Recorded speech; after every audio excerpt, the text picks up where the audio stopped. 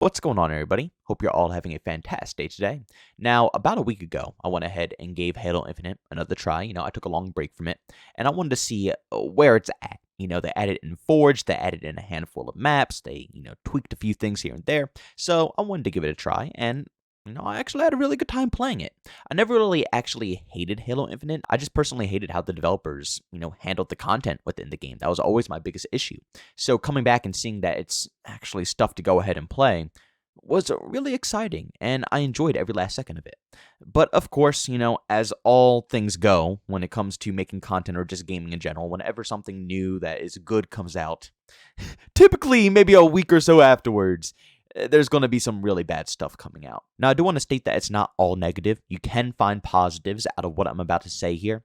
But at the end of the day, I would say it's definitely more negative based, in my opinion. But as always, I'm going to leave it up to you guys to go down in the comment section and leave your opinions down there. To start off, as you can see in this post right here, Joe Staten, who joined at 343 in 2020 to steer Halo Infinite towards the finish line, is leaving the studio to rejoin Xbox Publishing, Bloomberg has learned. Now, this once again can go both ways. I personally am thinking a little bit more negatively. It's just how my mind works, but at the end of the day, this could be a positive thing. And realistically, he's still staying within Xbox. So at the end of the day, if Halo really does need that much extra advice, that much extra help, he will still be around. But that's not really where all the bad news comes to play. As you can see right here, it sounds like 343's Halo Infinite campaign team got hit hard. In an email to staff, studio head Pierre Hintz wrote that we've made the difficult decision to reconstruct elements of our team, which means some roles are being eliminated. Meaning, yes, there are going to be some major layoffs going on when it comes to 343 and Halo Infinite. Now, I do understand that this is just the campaign team. This has nothing to do with, multiplayer just yet. And these are just the individuals who are working on the campaign. They're obviously, rearranging some of the things that they're doing. And I'm guessing certain teams aren't really required anymore, meaning that people are going to be going ahead and losing their jobs. But in my personal opinion, Halo has been going through absolutely so much crap that at the end of the day, I would not even be shocked if this somehow, some way, will affect the multiplayer side of things in the near future. When I first heard about Halo Infinite, and I believe a lot of you guys probably felt the same exact way, we all probably thought that it's about time we're finally getting a Halo game that will hopefully allow us to have, a steady stream of, content, a steady stream of fun, activities, enjoyment. We just wanted a Halo game that could bring everybody back into the franchise and give something that the community would truthfully enjoy. And they did that. The gameplay is really solid, but it just lacks in so many different categories. And even though these categories are finally being filled, basically a year plus later, things like Forge and content's finally being added into the mix. The whole path to get this game to where it's at now has been a very long and bumpy, extremely bumpy road that has had so many complications and so many different speed bumps that it just, like I said, it wouldn't shock me if something drastically changed in the future for Halo. This right here happening to the campaign team is horrible.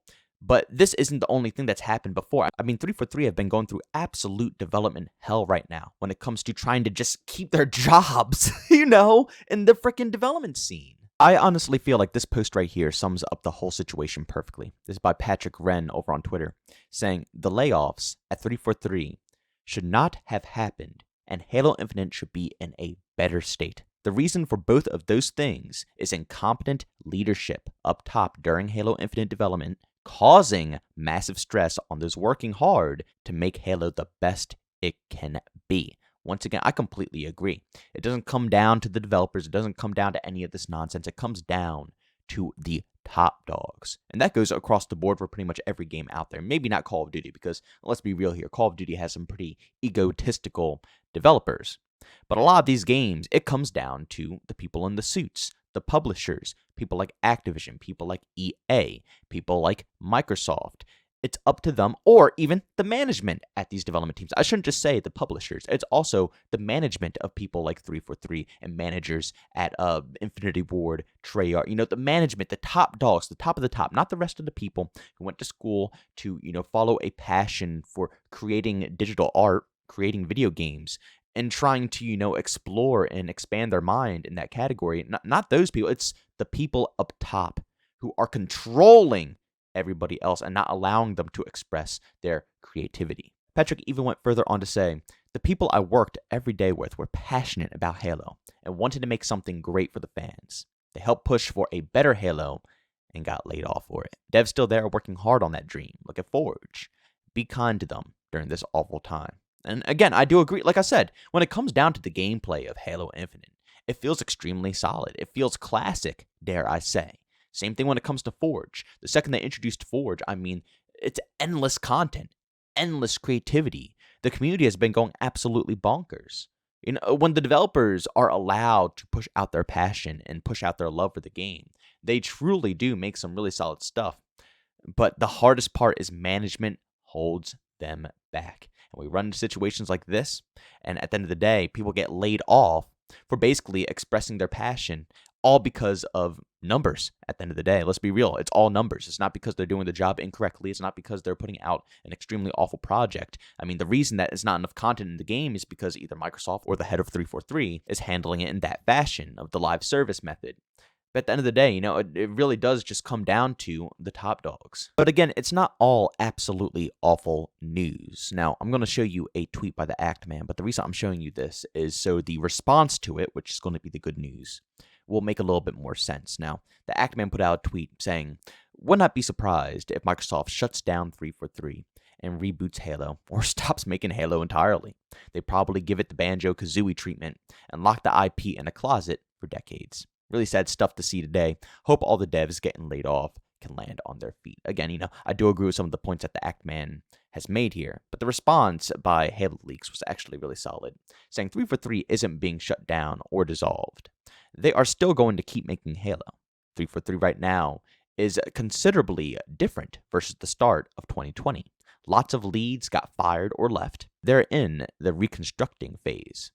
And I totally see this as well. This is why I'm not completely stressed out or really worried about Halo going anywhere or being completely thrown under, the bus or anything of that sort, because it does seem like a lot of new people have been getting introduced into the Halo franchise. There's been a lot of new names. We've made multiple videos in the past of all these big dogs coming back to help out with Halo. So realistically, at the end of the day, even though people are getting cut out of the game, which is horrible, I always feel awful for someone who has to lose their source of income. These are people who have families, they have, children, they have to keep a roof over everyone's heads, keep food on the tables. To lose their source of income is absolutely horrible, and I wouldn't wish that on any of them. But, I mean, to see the overall picture, the bigger picture of what's going on here, it does seem like they aren't planning on scrapping Halo, but once again, they're reconstructing the overall process, which will require them to dump some people, gain some people, switch around some people. A lot of people will lose jobs, and a lot of people will probably gain jobs.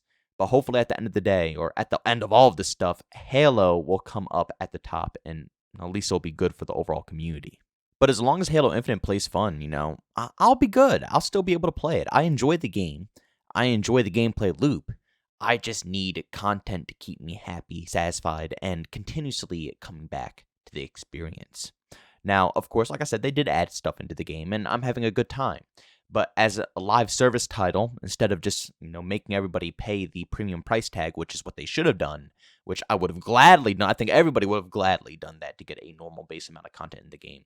They chose the live service model. So we're playing a little bit of a game of catch-up, but as long as these events don't affect the outcome of where Halo Infinite is currently heading, I'm all good. It's just, like I said, that's probably my biggest concern, is that all of this stuff going on, all of these layoffs, everything going on behind the scenes will eventually put a halt to Halo Infinite, or even any future Halo, progress of whatever's going on in the franchise as a whole.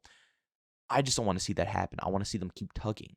This franchise has gone through some dark times, and it has a game that has all the potential in the world to truly push Halo to the top. I mean, when they had their first competitive match of Halo Infinite, it blew up. You guys remember that? It was insane. And then the game instantly died off. People saw the potential. People see what this game is capable of. They just can't let off the gas. They gotta keep going. But ladies and gentlemen, thanks so much for checking out this video. If you enjoyed it, make sure to leave a like button. If you hated it, leave a dislike. Also, for brand new trailer content, please subscribe and hit that notification button. Also, want to chat with me, this do so. I have Twitter and Discord, both linked down in the description. And also want to catch me live streams of video games over on Twitch. Link that is in the description as well. But guys, thank you so much for tuning in. See you on the next one. Peace out.